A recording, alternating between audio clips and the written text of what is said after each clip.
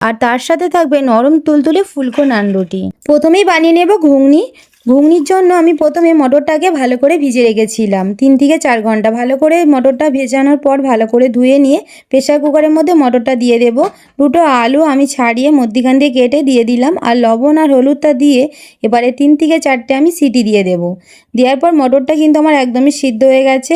এবার একটা কড়া বসিয়ে কড়াই সর্ষের তেল দিয়ে গোটা জিরে, গোটা গরম মশলা, এলাচ, লবঙ্গ, দারচিনি, শুকনো লঙ্কা দিয়ে এবারে ছোট ছোট করে পেঁয়াজ কেটে রেখেছিলাম দিয়ে এবারে পেঁয়াজটাকে একটুখানি ভালো করে একটু ভেজে নেব। দিয়ে দেব হলুদ গুঁড়ো, দিয়ে দেব লঙ্কার গুঁড়ো, জিরে গুঁড়ো আর ধনে গুঁড়ো, দিয়ে লবণটা দেবো স্বাদ মতন। তোমরা তোমাদের স্বাদ মতো লবণটা দিও।